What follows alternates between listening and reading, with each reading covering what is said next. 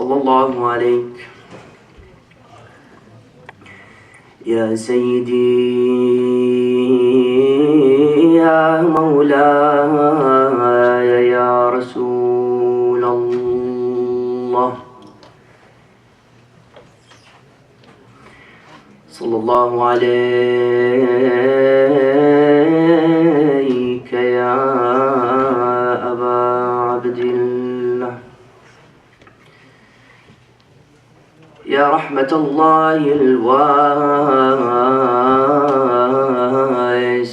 ويا باب نجاة الأمة يا ليتنا كنا معكم سيدي وسادتي فنفوز فوزا عظيما.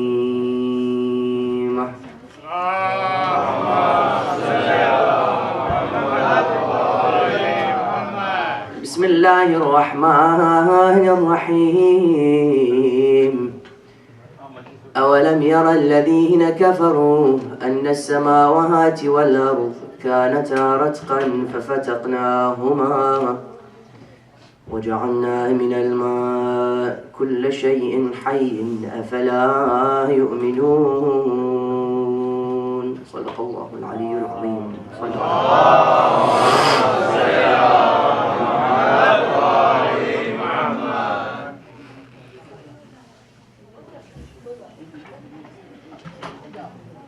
The Holy Quran is a book which is expected to be scrutinized from its multifaceted dimensions.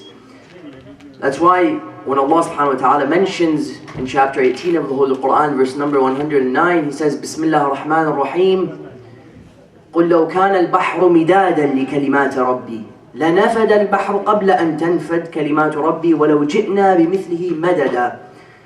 Allah subhanahu wa ta'ala tells us, say, if the sea was ink, the sea would indeed vanish before the words of Allah subhanahu wa ta'ala will. Now if you were to read the Holy Quran, you'll see that the Holy Quran has the words which aren't repeated, meaning the original words, nearly only 2,000 words within the Holy Quran. Why does Allah subhanahu wa ta'ala come and say that the sea would vanish before the words will, and there are simply 2,000 words within the Holy Quran? Allah subhanahu wa ta'ala perhaps is saying that there may be, there may be 2,000 words, each word being a drop in its size, but each word is an ocean in its meaning. For example, the Quran speaks about science, the Quran speaks about poetry, the Quran speaks about language. That's why Imam Ruhullah Al-Khumaini rahmatullah subhanahu wa ta'ala alayhi, he says that the Holy Quran has nearly 70,000 layers. And this is what has brain-boggled people when it comes to the script of the Holy Quran.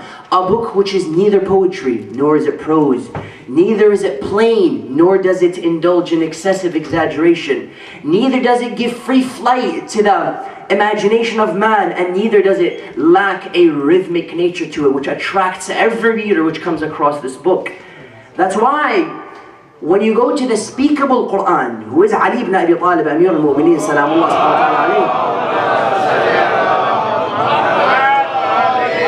this same philosophy is found within the character of Imam Amir al-Mu'mineen, salamullah subhanahu wa ta'ala alayhi. You'll see 10 people come to the Imam, salamullah subhanahu wa ta'ala alayhi, and they would ask him the same question. 10 people, first man, same question, second person, same question. 10 people, same exact question. He gives each person a different answer than the person that came before him. People would come to the Imam, they would say, Ya Amir al-Mu'mineen, same people, different people, same question, same answer. Why? He would say, no, we give an answer depending on the vibes coming from the people. Each person deserves an answer separate from the person sitting next to him. Therefore, the Holy Quran has 70,000 layers. One verse may mean something to you, it may mean something else to the person sitting next to you. The same exact verse, but the Quran has that chameleon-like ability to adapt to the people depending on their circumstances, and not a one-size-fits-all meaning. That's why one of the areas mentioned within the Holy Quran that deserves scrutiny and a examination, if you were to use that word, is, for example, the scientific aspect of the Holy Quran. Now, of course, the Holy Quran is not a book which we should expect to give scientific theories and scientific laws, because scientific explanation is irrelevant to a book whose primary goal is moral fortification. Allah subhanahu wa ta'ala says within the Holy Quran, Bismillah ar-Rahman ar-Rahim, إِنَّ هَذَا الْقُرْآنِ يَهْدِي لِلَّتِي هِيَ أَقْوَمُ. This Holy Quran guides to that path which is upright. Therefore, if spiritual guidance is the primary purpose of the Holy Quran, science has nothing to do with that. Does it? Of course it does. Yes, okay. Spirituality may be the final goal. Hidayah may be the final goal. Guiding to the path which is upright may be the final goal. Yet there are a number of means Allah subhanahu wa ta'ala takes to reach man to that goal. That's why you see Iqbal, the famous Muslim Indo-thinker, he mentioned something very nice, and it has much truth to it, when he says that the birth of Islam, as I presently want to prove to you, is the birth of human intellect. What does he mean? Intellect. He continues. He says, inner knowledge, meaning spirituality, is only one aspect of the Holy Quran. He says, to see the Quran in its full holistic nature, there must be three aspects taken into consideration: spirituality, history, and nature. He mentions something quite interesting. He says these three paths are different paths that lead you to the same concept of finality. Meaning what? Allah subhanahu wa ta'ala says, I want to guide you. How am I going to guide you? I'm going to speak about science within the Holy Quran. Allah wants to guide man. How am I going to guide you? I'm going to speak to you about history. Ad, Thamud, Musa, Fir'aun. La'natullah subhanahu wa ta'ala alayhi. Otherwise, why does Allah subhanahu wa ta'ala mention to me Fir'aun, a man who existed nearly, for example, 5,000 years ago? Or Isa, salamullah subhanahu wa ta'ala alayhi. For example, many years ago. Why? I have nothing to do with these individuals. Allah subhanahu wa ta'ala says, no, there's a solace.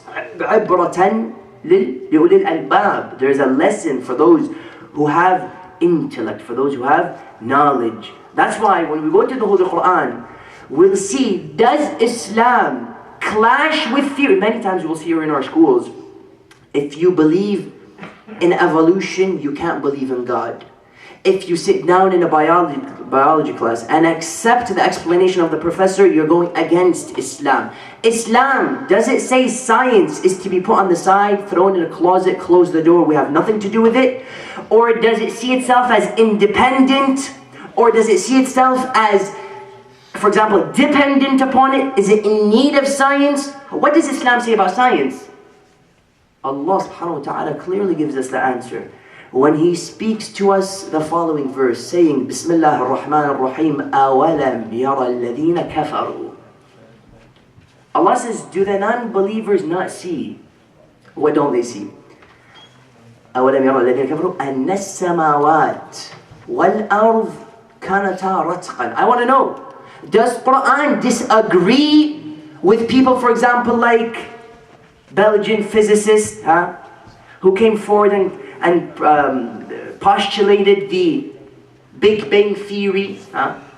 Does Quran come and say science is incorrect when it says water is the origin of all things? What does Islam say? Allah comes and answers all doubts, because it's sad. We live in a time where Islam is accused to be a religion of barbarism. Today when you go on TV and you see the Muslim that they interview, very rarely perhaps would you see a Muslim dentist being interviewed. When was the last time, ask yourself, you saw a Muslim doctor being interviewed on CNN? A Muslim, for example, professor being, they find these people who, I don't know, honestly I don't know where they find them. They find these individuals, but just by the way he looks, you say, wow, that's not a religion that I want to follow. Why? Because he wants to build this idea, this nature within the minds of the people, that the minute he says Muslim, philosopher doesn't pop up, dentist doesn't pop up, doctor doesn't pop up, professor doesn't pop up. What pops up? 5'11" man, big nose, long beard, 9 wives and a camel. It's sad. Why do they do these kinds of things? Well, I was speaking to a brother recently, and he said there are some Christians who are led to atheism. You'll see many Christians who are fed up with the Christian scripture. They can't handle what they're being taught, what they're being spoon-fed in their Bibles and in their churches. They resort to atheism. Question, Why don't they go to Islam, then atheism? I mean, logically, if you want to find the best religion, let's say you're a Christian, logically you would first go taste some of the food that exists in the buffet of Judaism. Go taste the food in the buffet known as Islam. And then, when you don't like the taste, go and create your own meal called atheism. But they don't do any of that. Right away from Christianity, he jumps to atheism. Why? Because in his mind, Islam's out of the picture. Because of that picture that media has drawn in his mind. Therefore, I'm not going to go to Islam because I know Islam, no doubt, is a religion of craziness, religion of barbarism, religion of nonsensical ideologies that tells you kill wherever you find. Kill them wherever you find them. Therefore, he jumps instantly to atheism. We want to know, is Islam truly that religion? Huh? Allah subhanahu wa ta'ala comes and gives us the answer. Bismillah ar-Rahman ar-Rahim. Awalam yara alladhina kafaru. Do the non-believers not see? What don't they see? أن السماوات والأرض كانتا رتقا. Skies and the earth were once a dense ball. رتقا. What did we do to it? ففتقناهما. We clove it asunder. We split it. Allah subhanahu wa ta'ala. Are you agreeing with Big Bang? No, I'm not agreeing with Big Bang. I'm the originator of Big Bang. They come and they tell us, Belgian physicist came and told us that Big Bang theory is what we believe in as to how the world came into existence. They come and say, oh, does Islam agree with it? No. Does the Belgian physicist agree with Islam? Not does Islam agree with the Belgian physicist. Because Islam, before the Belgian physicist in 1927, before he came and postulated the Big Bang, Islam came and said 1400 years ago, in a time where there was no NASA, in a time where there was no scientific tools, there was no, as one would say, organizations to study science, Islam came and said the world was a dense ball. Question, how did he know?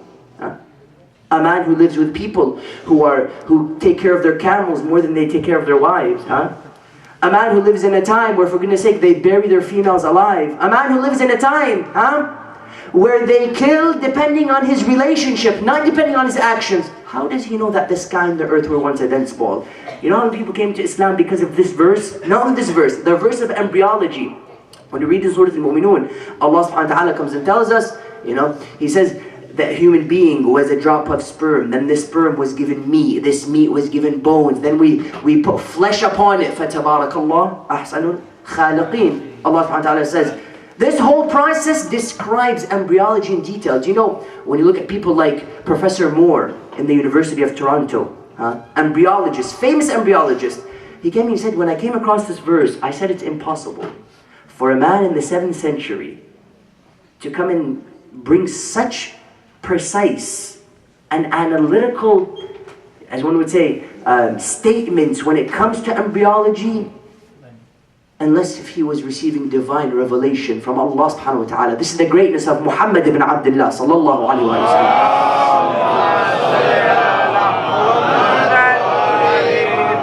This verse is on the same exact caliber. Allah subhanahu wa ta'ala says, the sky and the earth were once a dense ball, Big Bang Theory comes and says the same thing. Therefore, does it clash? One example. Another example, which is even more popular in science. Science comes and tells us that water is the origin of everything. Without water, life cannot exist. Hence, they go to Mars looking for water, because if water is there, that's an indication of life. Allah subhanahu wa ta'ala, what does He say? He says, وَجَعَلْنَا مِنَ الْمَاءِ كُلَّ شَيْءٍ حَيٍّ أَفَلَا يُؤْمِنُونَ. From water, we brought everything to life. Do they not believe? Do you know what our 6th Imam says? Salamullah subhanahu wa ta'ala alayhi.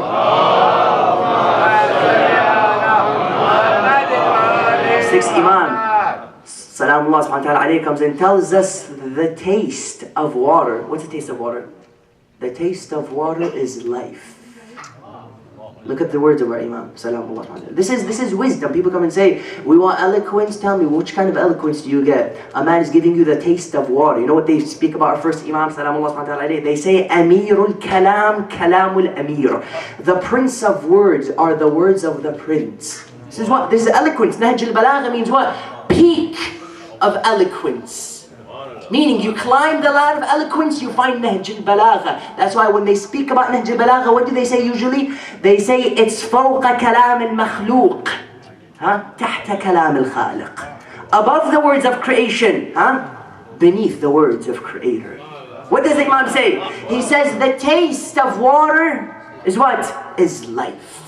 Meaning, water is an indication of life. Sixth Imam. Where did he get this from? Did he steal it from Aristotle? Did he steal it from... Otherwise, the Imam himself, why would he be disproving Aristotle in a number of areas? He's saying that I don't get my knowledge from Aristotle. No. I simply come and tell you, was he right or was he wrong? You look at Aristotle when he comes in, he says that the earth is made of 4 different elements. Fire, wind, air, and water. Imam comes and says, sorry Aristotle, you're incorrect. Why? He comes in, he says...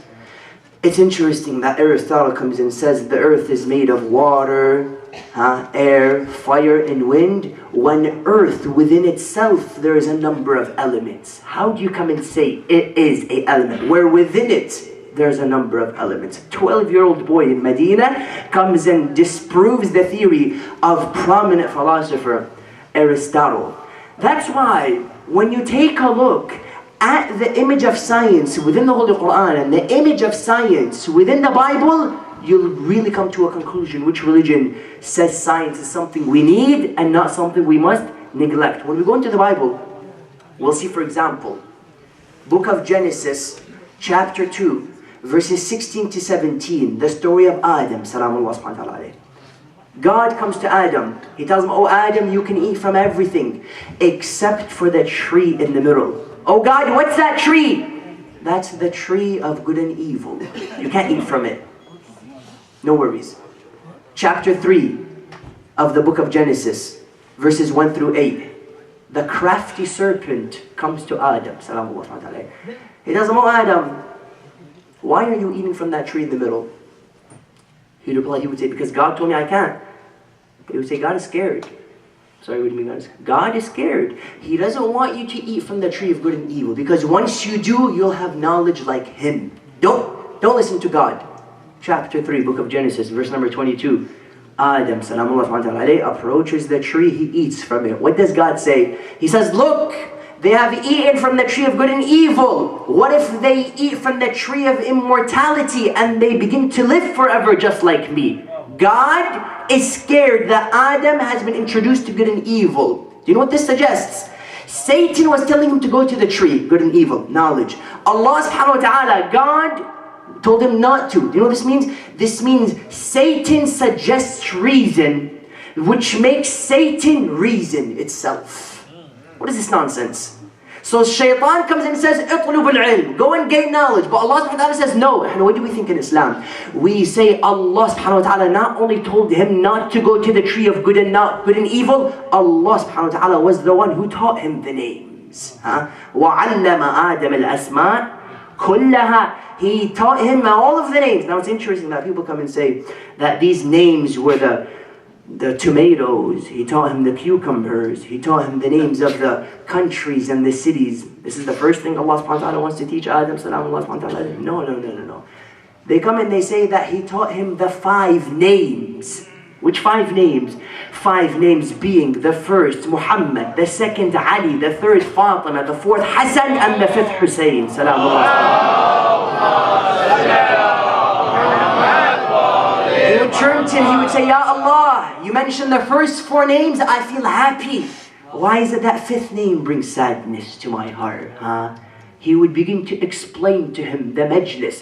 They say, who was the first to recite majlis? Was it Zainab salamullah subhanahu wa ta'ala in Medina? Was it Jabir in Karbala? No, it was Allah subhanahu wa ta'ala towards Adam. First majlis for Imam Abdullah al-Hussein was originated by Allah subhanahu wa ta'ala himself. He begins to speak to him about what happens in Karbala. Therefore we come and we say he taught him the names. He didn't tell him not to go away from it. How many hadith? اطلب العلم من المهدي إلى اللحد. Gain knowledge from cradle to grave. اطلب العلم ولو كان في الصين. Gain knowledge even though if it's in China. اطلب العلم طلب العلم فريضة على كل مؤمنة ومؤمن. Gaining knowledge is an obligation on each female and on each male. Furthermore, if you simply look at the respect Islam brought to its chemists, to its philosophers, to its scientists, and the disrespect Christianity and other, we're speaking facts here. We're not degrading any religion, with all due respect. He comes in Christianity, the disrespect and the limitation and the incarceration placed on their scientists and chemists. For example, famous example that we learn in our schools, Galilei in 1610, he came and he what? He came and published the Sidereal Nunciants, the starry messengers. He said, through my study of the tides, theory of the tides, and through my study of the moons, of Venus, I come to a conclusion that it's the heliocentric theory that says the sun is in the middle, that is correct, and not the geocentric theory that says the earth is in the earth is in the middle. Do you know what they did to him? Not simply for postulating a theory. He came in and agreed with Nicholas Copernicus. What did they do to him? For 23 years, brothers and sisters, from 1610 to 1623, Do you know, or 1633, do you know what they do to him? They placed him firstly, they accused him vehemently suspect of heresy, number one. They placed him under imprisonment, then they said, let's take it easy on him. They put him under house imprisonment, and they forbade his books of dialogue and any of his books from being read. Islam, what does it do to its chemist? When the Prophet comes in, sallallahu alayhi wa sallam, comes in, speaks about knowledge, does he say somebody who comes with a theory should be suspected of heresy? Did he say somebody who speaks of knowledge should be placed in imprisonment? Did he say somebody who speaks of knowledge, his books shouldn't be read? No, no. He says, ulama ummati ka-anbiya bani Israel. He says, the scholars of my ummah are like what? Are like the prophets of Bani Israel. Now, of course, over here when he says ulama ummati, it may be a reference to Ahlul Bayt, salamullah subhanahu wa ta'ala alayhim. But nonetheless, he says ulama, the scholars of my ummah. Furthermore, he comes and he tells us, Inna Allah yatajalla fi asr al-ilm. Allah subhanahu wa ta'ala is made clear in the time of knowledge. You look at Jabir and the respect Imam had for him. They say when Jabir would walk into a room, our sixth Imam perhaps would stand up in reverence for Jabir bin Hayyan. Why? Because this is a man of knowledge. This is a man who doesn't simply base his actions on emotion, simply on ritual, simply on culture. No, no, no. He bases it on knowledge, intellect, and a firm decision that isn't based on doubt, but based on a clear foundation of yaqeen. That's why you'll see, when they accuse him of heresy, they put him in imprisonment, and they also forbade his books from being read. Do you know what they accused him of furthermore? They said it's the teachings of Galileo Galilei that are going against biblical scripture. We can't accept what he's saying. Somebody may come and say Christianity in 1610 and the church was doing what? They were merging between science and religion. This is excellent. They said it goes against the Bible, meaning we get our science from the Bible. That's a coalesce. That's a merge between science and religion. Is that the case? No, no, no, no, no. Science, or we can say Christianity rather, fell in which trap? They began to see religion as what? As an alternative for science. And that can't happen. How many questions can't religion answer? Many questions. There are many questions religion doesn't have the answer to. What's the distance? Details we're speaking about. What's the distance between the sun, for example, and the earth? Quran doesn't tell me 93 million miles. Al-Kafi, 16,199 narrations in its 8 volumes doesn't tell me. Now, of course, there is a narration of our first Imam, salamullah subhanahu wa ta'ala, who comes and tells it. He gives us this equation. But for the most part, we're speaking these details, the sizes of earths that could fit in the sun, for example. Or for example, Planck's moment. What is Planck's moment? Quran doesn't make a reference to Planck's moment. Or for example, does the Quran come and tell me things like, for example, you know, how the earth is going to end from a physical perspective, how the sun may engulf the earth and the red star. Details like this. Quran doesn't tell me. Therefore, for you to come and say that religion can give me answers to science is something that doesn't make sense. Likewise, science can't give me answers for religion. We'll come to what Shaykh Mutahari rahmatullah subhanahu wa ta'ala says. He makes a very interesting notion. He says science guides man horizontally, whereas religion guides man vertically. Science comes and tells me the how, whereas religion comes and tells me the why. It tells you how this mountain came into existence. It tells you how this rain ended up falling. Transpiration, precipitation, evaporation. Why does it happen? Allah subhanahu wa ta'ala comes and tells me. Science could tell you the in and the out, the chemicals found within man, oxygen, carbon, whatever it may be, hydrogen. Why do they exist? Science fails to tell me. Science has no notion of good and evil. Good and evil is irrelevant to science. They'll tell you this chemical works like this. It could burn your face. Is it good? Is it evil? We don't know. That's parasites, They could ruin plants. Why? Is it good? Is it evil? We really don't know. And this is why you find that many scientists, biologists have this arrogance to them. I remember in a biology class, the first day the professor or Mr. I don't want to mention his name, the teacher, first thing he put on the table is that we're not going to speak about God. Because trying to prove God is just as silly, paraphrasing him, as trying to prove the spaghetti monster exists. These are the kinds of things. And of course he'll attack God. I remember one day he would attack God, hands on he'd attack God. He'll say, our eye is imperfect. Now, of course, when he says certain things, you try to swallow it. You try to, getting the A is what's on your mind, not trying to prove your teacher wrong. But when he says things like that, the eye is not perfect, that's a direct attack to the creator of the eye. So you'll raise your hand, you'll say, excuse me, Mr. question mark, why, how could imperfect creatures come and dictate what perfection is? You come and you say the eye is what? The eye is imperfect. You're imperfect. How could imperfection come and dictate what perfection is? How does that make sense? He'll come in and he'll say, oh, well, this and that. Well, he'll say there's a blind spot. The eagle has a better eye. Well, the eagle lives in a different situation, different circumstance. It's been created differently. I told him furthermore, you say our blind spot causes imperfection for the eye. Question, how many things has science said is incorrect? Later down the line they found out it was correct. I told them Allah, God that we believe in, looks at the end of the tunnel. Whereas our tunnel visioned eyesight looks at what? Looks at what's happening right now. Blind spot, how could that exist? No. Allah subhanahu wa ta'ala says, furthermore, if that blind spot truly exists, you'll find a benefit for it. Why? Bismillah ar-Rahman ar-Rahim. You can't go against Quran. الَّذِي أَحْسَنَ كُلَّ شَيْءٍ خَلَقَهُ. He perfected everything.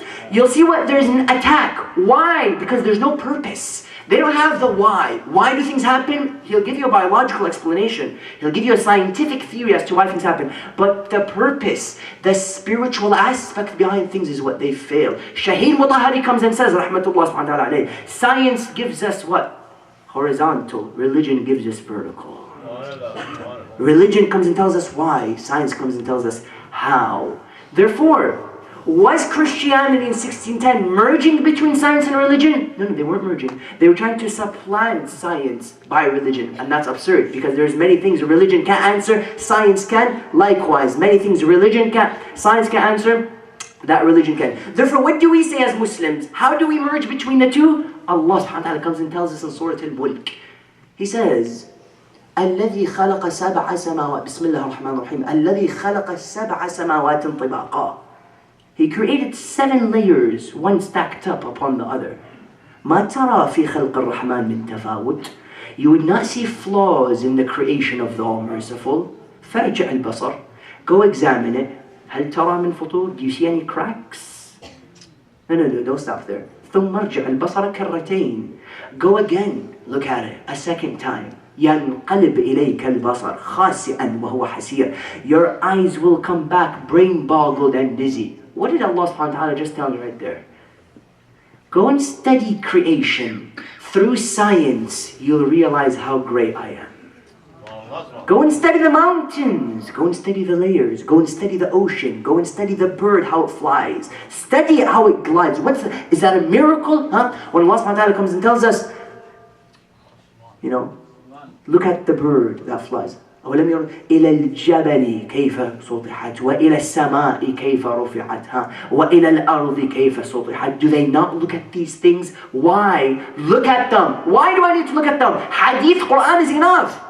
No. Science, study it. You'll realize how great I am.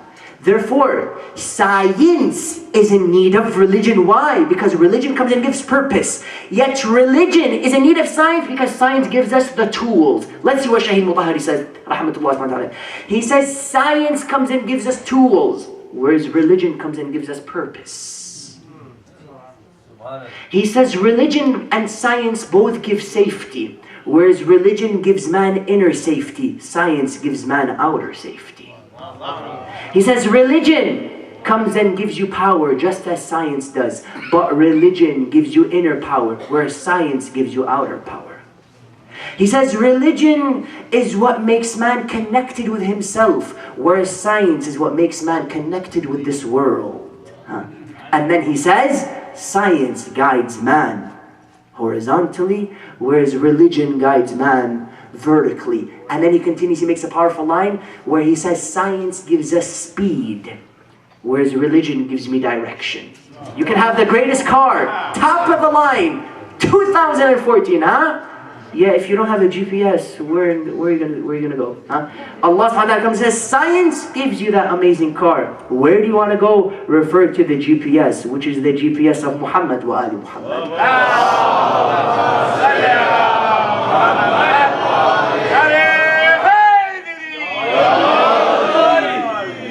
That's why if you were to split between the two, there are unbelievable repercussions and unbelievable problems that begin to emerge. Firstly, religion without science is what?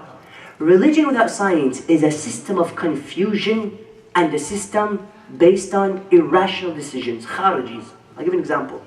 Look at the Khawarij in the time of our first Imam. Khawarij were a group that came into existence in the Battle of Siffin. Imam notices that Amr ibn al-As, Muawiyah ibn Abi Sufyan, la'natullah subhanahu wa ta'ala alayhim ajma'in, they concoct what? A very slick move. They come and they say, let's put Qur'ans on spears. So that we tell them that we love Qur'an just like you, therefore you're fighting the wrong person. Qur'an Kareem. So what do? They take the Qur'an, they put it on the spear, and they begin to approach the companions of first Imam, salamullah subhanahu wa ta'ala alayhi. They're fighting, they see there's a Qur'an. We're fighting for Qur'an. How could we be fighting against Qur'an? What do they say? They say, stop. Imam Amir al-Mu'minin salamullah subhanahu wa ta'ala, he rises. He says, don't stop, continue. They say, Imam, this is Qur'an. How could we fight Qur'an? He would say, that's silent Qur'an, unspeakable Qur'an. I tell you what to do. Tells you continue. They say, no, Imam, we can't continue. Abu Musa al-Ash'ari stops. He says, how could we continue? We doubt your imamah. From there, the Khawarij come into existence. A group which thought they knew more than the Imam.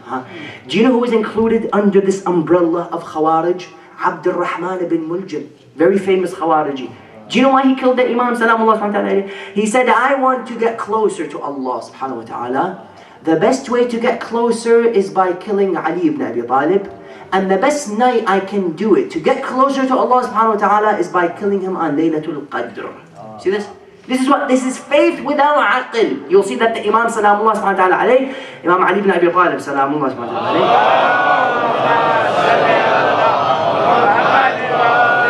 alayhi, he would send Ibn Abbas to get rid of the Khawarij, all 12,000 of them. He would go to their house, he would look up, he would come back. He would say, Imam, I can't do it. He'd say, why you can't do it? I sent you, I'm telling you to do something. And I don't speak on my vein. I speak what Allah subhanahu wa ta'ala tells me to do. Go kill them. He would come back. He would say, Imam, I can't do it. Why can't you do it? Oh, Imam, I saw the beards. I saw the signs of sujood. I saw them praying. I saw the sibha in their hand. Same problem we have with Wahhabis. It's interesting how history tends to repeat itself. You see the Wahhabi comes and he says, don't give a flower to a sick person, because if you do, he'll think it's the flower that cured him, not Allah subhanahu wa ta'ala. This is what? This is aql? No, this isn't aql. This is what? This is faith without aql. Allah subhanahu wa ta'ala 50 times, brothers and sisters, comes and uses aql. أَفَلَا يَعْقِلُونَ. Do they not use intellect? Aql. Why? He's saying that aql without faith is something that has little importance. Look at Adam, salamullah alayhi. He'll be in Genesis in the initial stages of time, salamullah alayhi, and Jibreel comes to him. He gives him 3 options: modesty, religion, and intellect. Choose one. He's looking what to choose. He says, I choose intellect. So why do you choose intellect? He said, because if I choose intellect, modesty and religion will come instantly. Meaning aql is what leads a human being to what? To those stages of religion. Furthermore, you'll see our 8 Imams, salamullah subhanahu wa ta'ala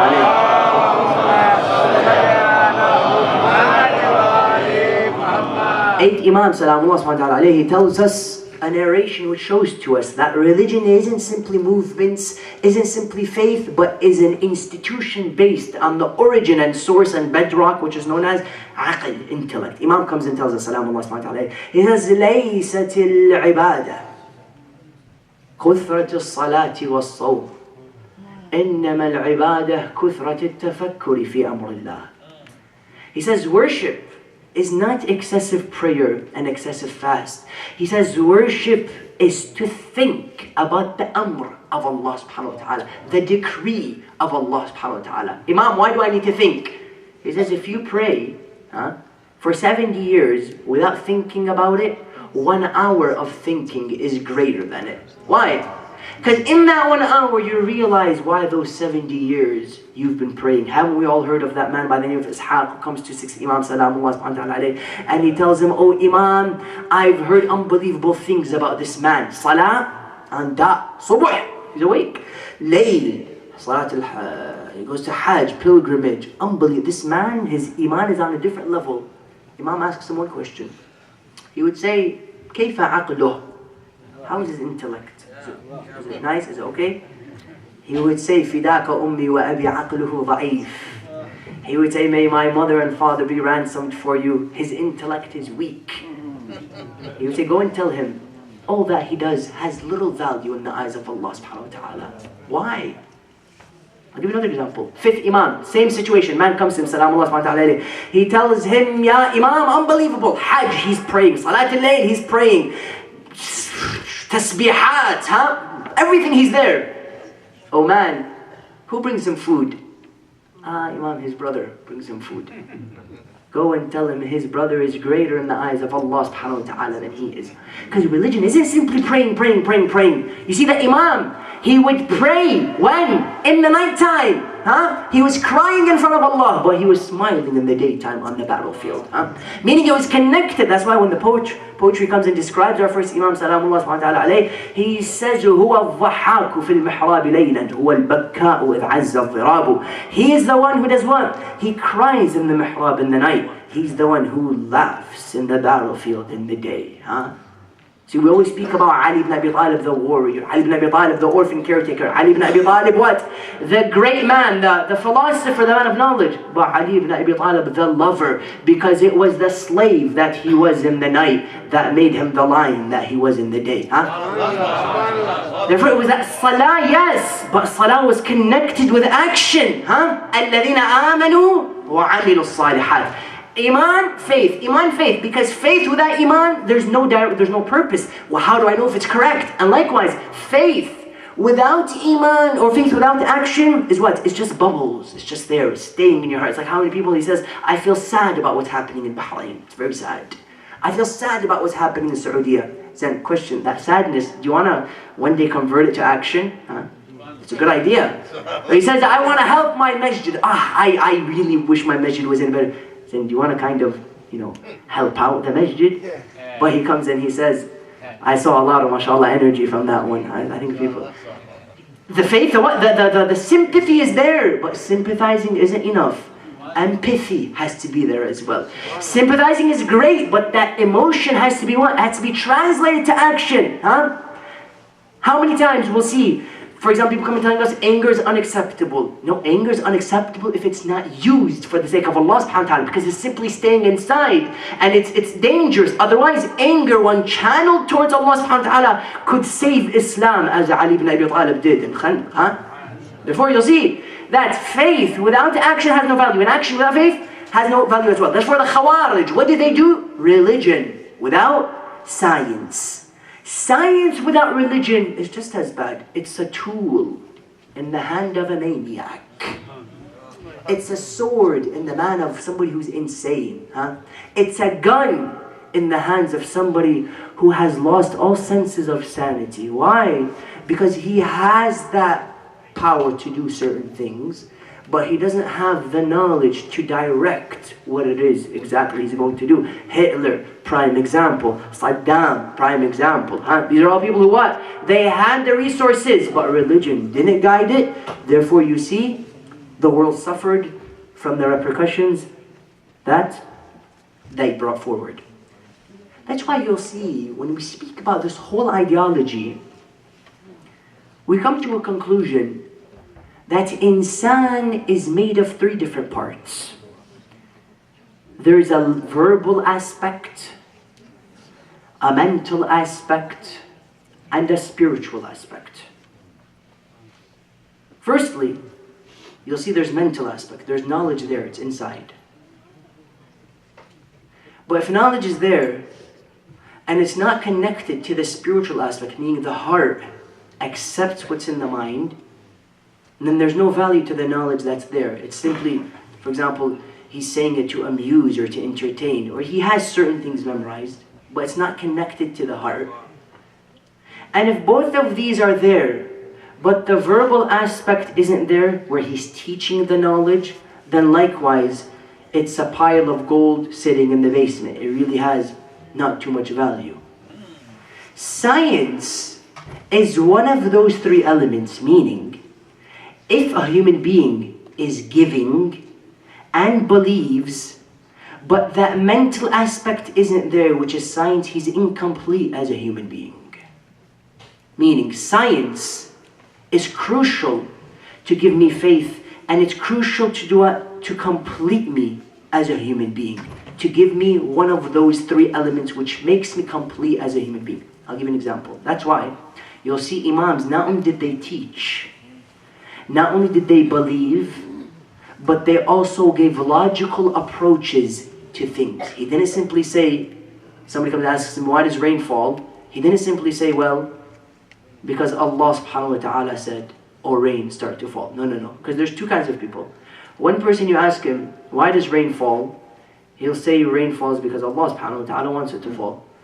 Another person would come and tell you, rain falls, yes, through Allah subhanahu wa ta'ala, but how does Allah subhanahu wa ta'ala do it? He does it through transpiration, He does it through evaporation, He does it through transportation. Basically, He gives you a logical explanation to how Allah subhanahu wa ta'ala does things. Evolution falls in this category. Do we disagree with? No. Evolution is simply a logical explanation to how God, to how Allah subhanahu wa ta'ala does things. The problem is when you believe in evolution, yet exclude God as the evolver. This is the problem. I say yes, evolution is taking place, no doubt. But God has nothing to do with it. We say no, evolution may take place. There's clear evolution in human history. When you look at the first species that biology comes and tells us existed, and you look at the last, the Homo sapien, you'll see there's a clear evolution. You look at the Cro-Magnon, you come look at the Homo habilis, you look at this, you look at that. Clearly the Homo sapien is on a different level. You'll see there is an evolution, yet this evolution takes place, but who's allowing it to take place? This is when we say Allah subhanahu wa ta'ala. Otherwise, that logical movement, that logical evolution that makes sense, how could it be taking place simply by mistake, simply by accident? You come in for goodness sake, you tell him, this watch, could you believe it comes into existence accidentally? He'll say no. Then how could this world come into existence accidentally? Furthermore, you'll see when biologists speak, he'll say something like, evolution therefore had to remove the hair so he can live comfortably.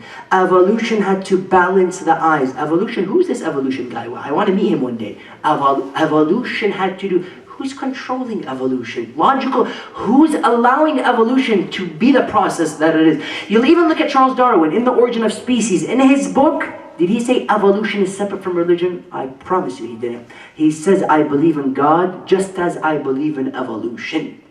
What does he say? You think evolution is simply a logical explanation to how Allah subhanahu wa ta'ala does things. Look at our Imams. He wouldn't simply say rain falls because Allah subhanahu wa ta'ala said kun fayakun. He could have said that. How many times somebody raises his hand in a Sunday school, excuse me, question, God, I really don't believe He exists. Could you explain to me what is this idea of God? How many times have we saw the teacher gets mad at him? How could you question the existence of God? This is the God that you and I believe in. Unacceptable. Leave. Why leave? A religion which is scared to answer certain questions is a religion which perhaps feels it has a flimsy foundation.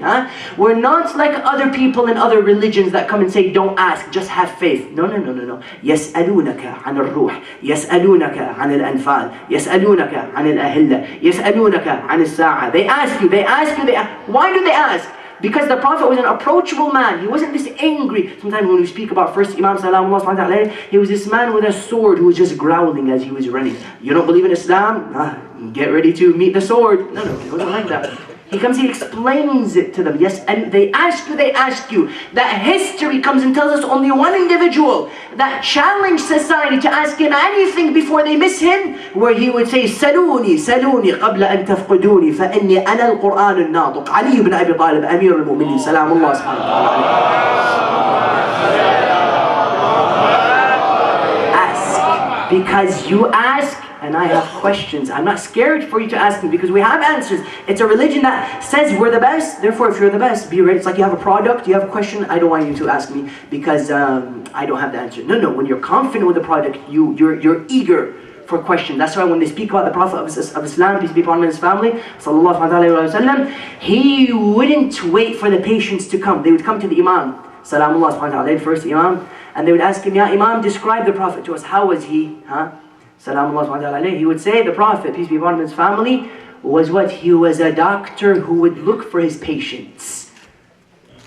Have you ever seen a doctor who goes searching for his patients? No, the patients go to him. But the Prophet of Islam was what? He would chase his patients because he wanted them to ask questions. I'll give you some examples, inshallah, in the time we have. For example, Imam Amir al-Mu'minin Salamullah subhanahu wa ta'ala would one day be walking around with Abu Dhar. Sallu ala Muhammad. He would be walking and Abu Dhar al-Ghifari would see a number of ants in the river. Abu Dhar would say, glory be to the one who knows the number of ants laying in this river. Imam would say, don't say that. You say, did I say something wrong? He would say, of course. Say, glory be to the one who created me, who also knows the number of ants. I know male from female. I know what is the size. I see them going north. I could command them to go south. How about the sixth Imam? When the atheist would come to him and he would say, I can create, oh Ja'far. You can create, what do you mean? Take it easy. I can create. How? I bring mud, I bring water, I bring combustion, I bring heat. Put it all together, you'll see worms emerging. I create. Go ahead, do it. He brings the air, brings the combustion, brings the mud, brings the water. Puts it all together, worms begin to emerge. I am God. I have just created. Astaghfirullah. Therefore, he asks him, before you leave thinking you're a creator, question, which one is male, which one is female? I wasn't ready for that one. You see them going north, command them to go south. That's a good one. What's the size of each one of these worms? Wow, you are something else. He would say, I've never seen a Lord that doesn't have command, doesn't know the gender, and doesn't have what? Doesn't know the size of his creations. What kind of a God are you? Doesn't make sense. What is it? He could have simply said, yes, there it is. No. Quran says otherwise. You can't be a creator. No. He came and he gave a logical explanation to things. Even furthermore, when you see who? When you see our Imam, sixth Imam also as well, Salamullah subhanahu wa ta'ala alayhi, when Hisham would be walking, Hisham, one of the most logical, they say he was known for his ability to debate, he would come. He would be walking and an atheist would approach him. He would say, oh Hisham, I have a question for you and this God of yours. Could your God, Allah subhanahu wa ta'ala, fit this, of course Allah subhanahu wa ta'ala coming from me, he would say, could your God fit this universe into an egg without the egg getting bigger and without the universe getting smaller? He would be looking at this and he would say, what kind of question is that? He would say, I really don't know. He would go back to sixth Imam. Sixth Imam explains it. Look at the logical explanation he gives him. It's not simply, Allah subhanahu wa ta'ala, Quran. No. He begins to give him something that resonates logically, mentally. He tells him, Hisham, do you see that mountain? Yes. Go on it. Or that building. Go on it. Stand on it. Tell me what you see. Come back to me. He goes on the mountain. He goes on the building. He begins to look. He comes back down. Comes to the Imam. He tells him, Ya Imam, do you know what I saw? What did you see? He would tell him, I saw what? I saw the sky. I saw the earth. I saw people. I saw the trees. Imam, I saw everything in his eye. Oh, Hisham, If Allah subhanahu wa ta'ala could fit the universe in your eye being smaller than an egg, then why can't He fit it into an egg being larger than your eye? Huh? If that's not logic, if that's not something that resonates deep within, then I really don't know what is. That's why when you come and you look at the philosophers, the alchemists, the chemists in the world today, how many of them are Muslims? I'll give you an example. Abdullah ibn Hussein ibn Sina. Ibn Sina is who? Do you know, if it were not for Ibn Sina, the works of Aristotle would not be known to us. He played a pivotal role in preserving the works of who? Of Aristotle, that mathematician known as Ibn Sina. Ibn Sina, what do they call him today?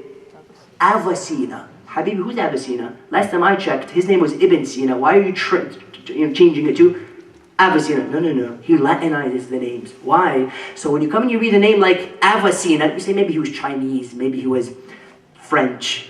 But when you read Ibn Hussein, Abdullah, Ibn Sina, this man must be a Muslim. So therefore, what are we going to do? Change it. Avicenna. Someone come and say, no, that's only one situation.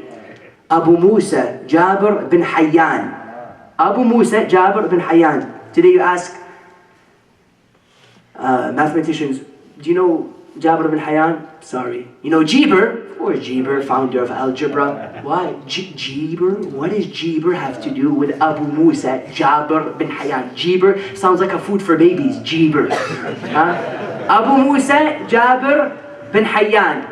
Jeber who's who? Jabir bin Hayyan, huh? The one who would give 112 volumes of chemistry to his people. Each sermon he would begin by saying, Allamani Ja'far al-Sadiq. 6 Imam has taught me. Sallu ala Muhammad wa ala.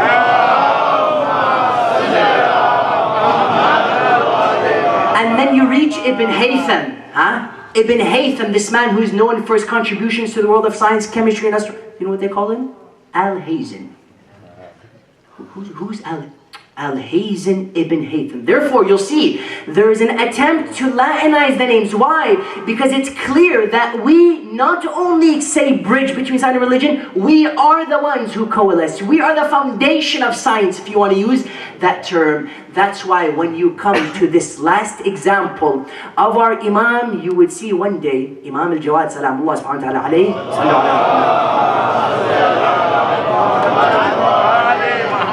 he would see, our Imam would one day be sitting in the castle of Ma'mun, and Ma'mun would come to Al-Abbasi Empire. And he would tell them, there's this boy by the name of Jawad, he can put any of your scholars to shame.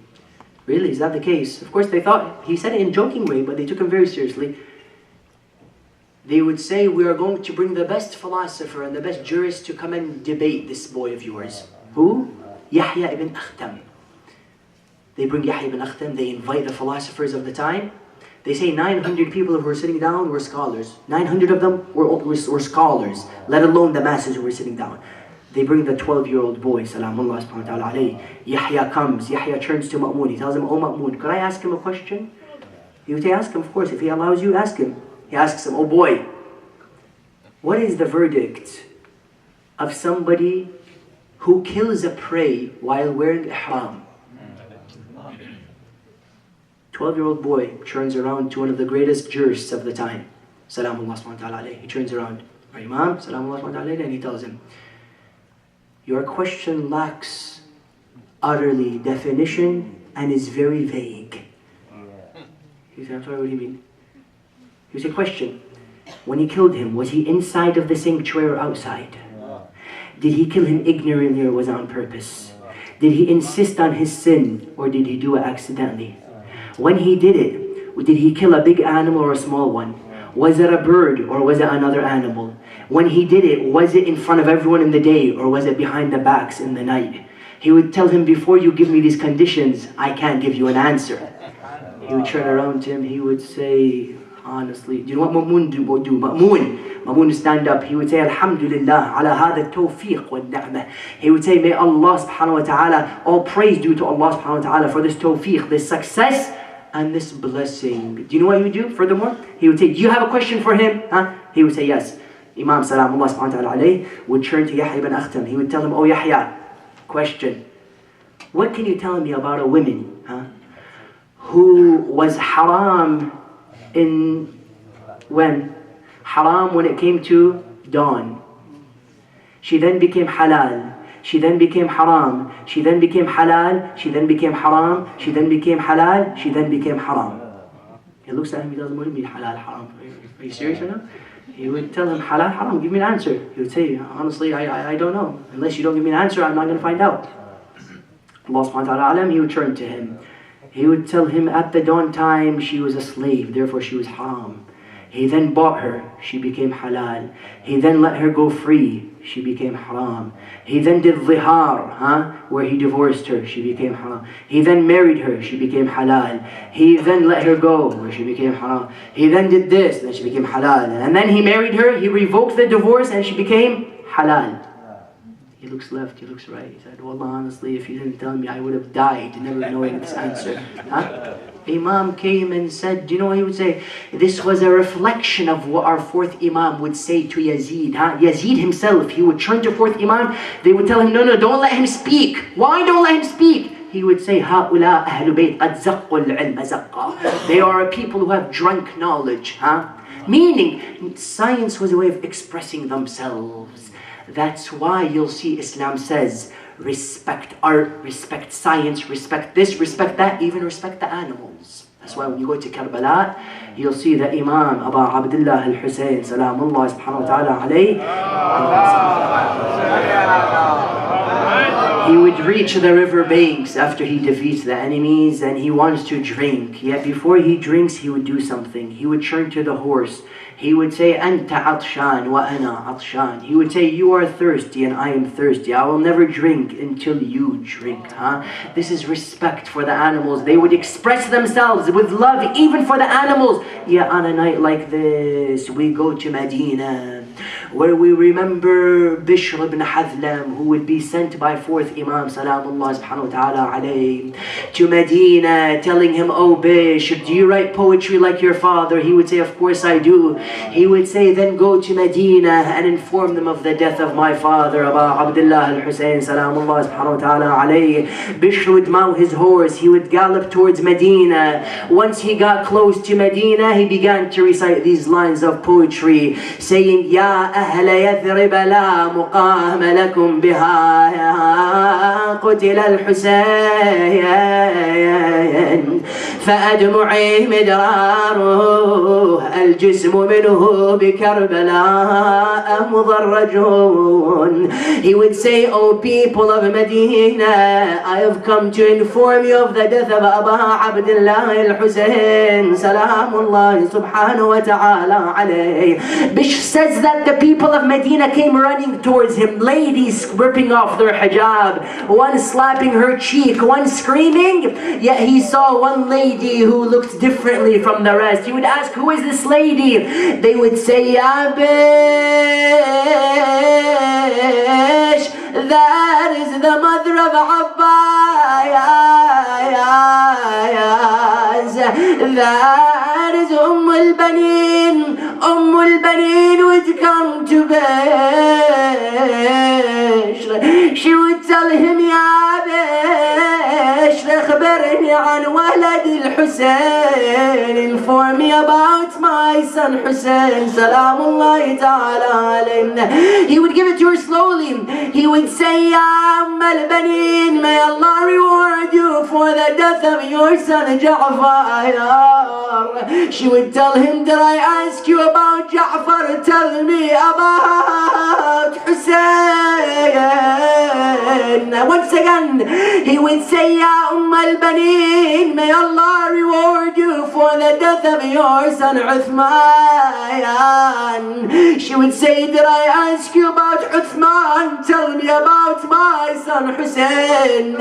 Until he would mention a name which would cause the child on the shoulder of al-Banin to drop. He would say, Ya al-Banin, may Allah reward you for the death of your son Abbas. she would tell him, Ya bish, you have cut my heart into pieces. Tell me about my son Hussein. He would say, do you want to know about Hussein? She would say, yes. He would say, al-Banin Aba Abdullah lay down the sands for 3 days. He was struck on his neck, his finger was chopped, when he was left naked on the sands of Karbala. They tell us in the time of the Maqtal, Imam al-Hussein asked that his clothes would be taken off, and he was given old clothes. They would say, why? He would say, because I know I will be stripped of my clothes in Karbala.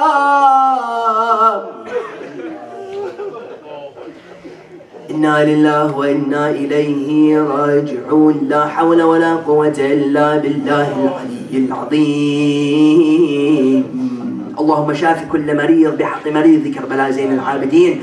اللهم عجل لوليك الفرج واجعلنا من أنصاره وأعوانه والمستشهدين بين يديه. Oh Allah, accept the efforts of the ones who have put this majlis together and those who have attended. برحمتك يا أرحم الراحمين. We recite Surah Al-Fatiha with the salawat على محمد وآل محمد.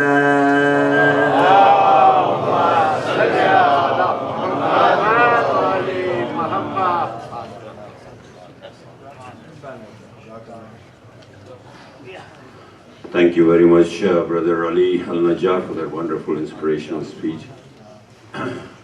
मैं गुजारिश कर